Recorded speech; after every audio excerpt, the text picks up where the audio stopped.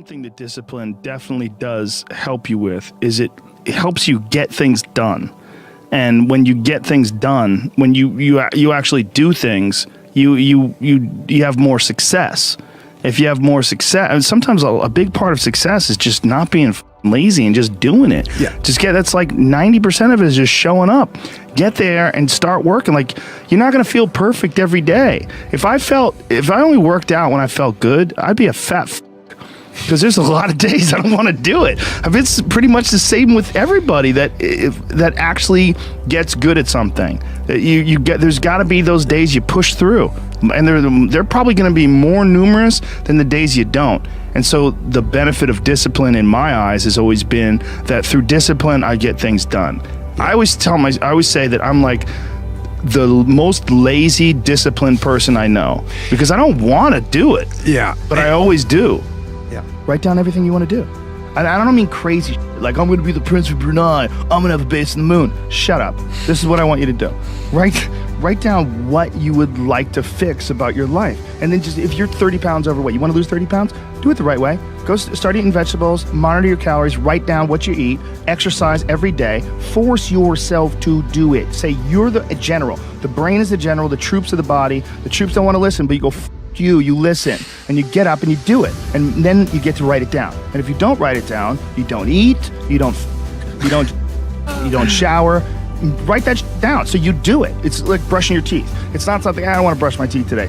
What do you want, your teeth to rot out of your head, you dunce? Just do it. Just do it. Make yourself do it. And if you do that, if you write down and do that, you can change who the you are.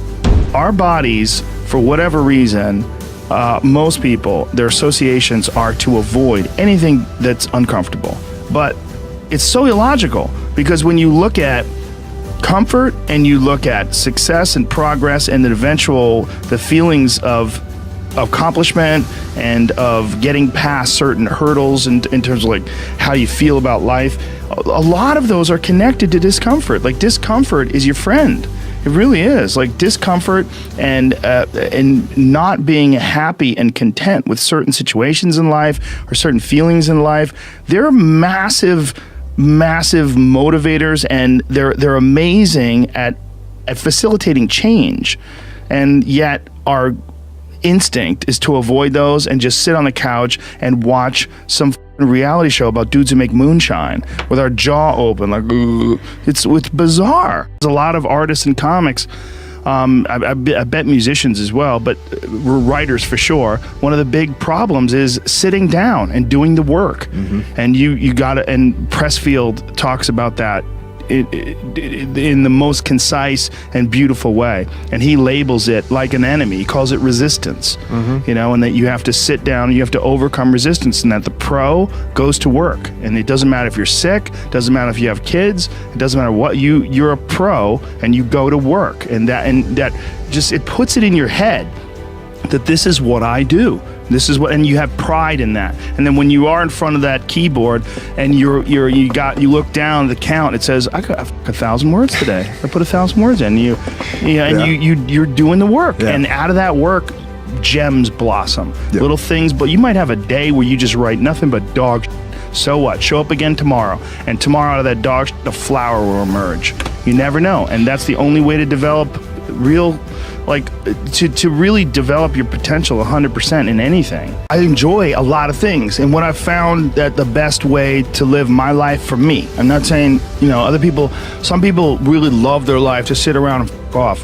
When I sit around and f*** off, I don't like me. Yeah. I like to get things done, but the things that I do, they're recreational, they're all fun. Your life would feel better and richer if you had a goal, you chase that goal, you accomplish some things, you would get this boost of confidence, you get this boost of self-esteem, like whatever it is that you're into doing. Maybe you're into drawing comic books, maybe you're into making pottery or sculptures, but find whatever that is and pursue that instead of doing nothing. Like, the people that are doing nothing, those are the real people. Look, doing something might be as simple as like that Alex Honnold guy. He just climbs rocks. But he's world-class rock climber. Though. It's something. If I look back on anything I've ever done, mistakes I've ever made, paths that something that I put out that I didn't quite, maybe I just waited 3 months before I released that, or maybe I should have re-edited that blog post a couple more times before I put it online, or those things drive me crazy. The things that I've done have driven me crazy, but yelling at someone I didn't have to yell at them for, whatever. But the most important thing is always for all people to recognize that you're not who you were a year ago. You're not who you were 5 years ago. You're not who you were last week. You're who you are now, and this is the only you have control over. So you got to regulate how much you dwell on regrets of the past. You really got to be careful, because it's good to have a little. Because my regrets, whether it's things of professional nature or the very few regrets friendship-wise, which is one thing that makes me very happy. But there's life is strange. There's a lot going on. There's a lot of factors happening in life. But for sure, who I am now wouldn't have ever happened if I didn't fuck up. If I didn't make those mistakes, I wouldn't have understand the importance of friendship and kindness. And if I hadn't been cruel at some point in my life, or someone hadn't been cruel to me, I wouldn't understand the beauty of love. I wouldn't understand the full range of it, because I hadn't felt the sting. If nobody ever punches you in the face, you don't really appreciate safety.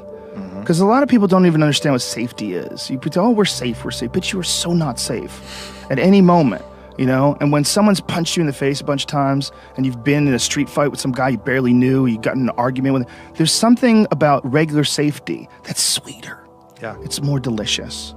Yeah. It's more delicious. It's way better to drive your car straight after you almost lost control on a turn.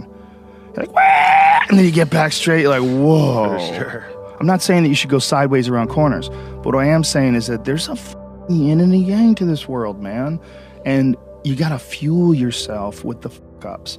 And most people get stuck in these patterns because they define themselves as a fuck-up, or they define themselves as a person who doesn't follow through on their ideas, or a person who doesn't pursue their real interests and loves. You define yourself by that. Well, I guess I start things and I quit. No, you don't. No, you have started things and you quit. And it gives you a horrible sense of regret that's made you define yourself by that. You don't have to do that. You don't have to do that.